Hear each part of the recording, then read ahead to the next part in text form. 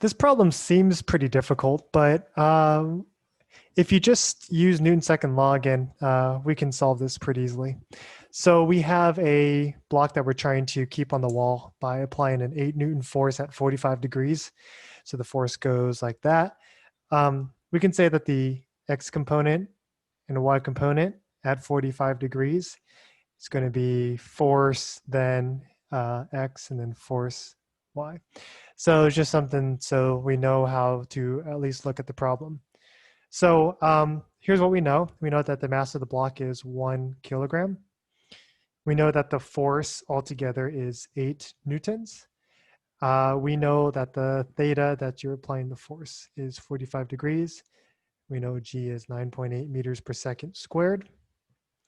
And we want to find the friction force static this time, like it really makes a difference. And we're going to go ahead and just say that up and to the right is positive. So let's go ahead and use Newton's second law for both the x and the y axes individually.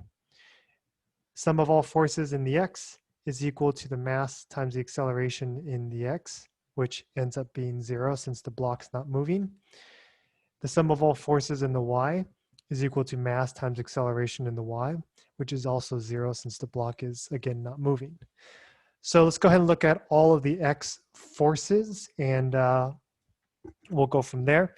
There's only two. There is the force of x applied, and then there's the force of normal from the wall pushing back. So we're going to have, we'll break it down as force x minus normal force is equal to 0. Let's further break it down. It's 8 cosine 45 minus Fn equals 0. Again, we're using cosine 45 because the F component of this 8 Newton force is adjacent to the 45 degrees. So using the SOHCAHTOA method, a cosine would be used. For Fy, we would use a sine 45. This gives me that normal force is equal to 8 cosine 45. So whatever that helps us with, we won't know yet, but at least we have some more information and we possibly wasted our time. That's okay. Now for the y-axis, let's go ahead and look at that. All the forces, looks like there's 3 actually. There's going to be force in the y direction. There's going to be gravity going back down, but there's also friction helping us. So we're going to say friction goes up because it's helping keeping the box up and not drop to the floor. So we'll say that's a positive force of friction static. And actually, voila, that's what we want to find out. So we'll go ahead and box it so we remember to keep it. Let's go ahead and further break this down. Fy is just going to be 8 sine 45. Force of gravity is just going to be mg.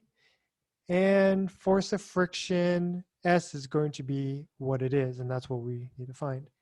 Let's go ahead and solve for that. It looks like we have everything we need to know, actually. So interestingly enough, I don't think we even needed to do this. So this was absolutely useless. Let's go ahead and now solve for what we're trying to solve for from the very beginning. We have, in this case, it would just be mg minus 8 sine 45.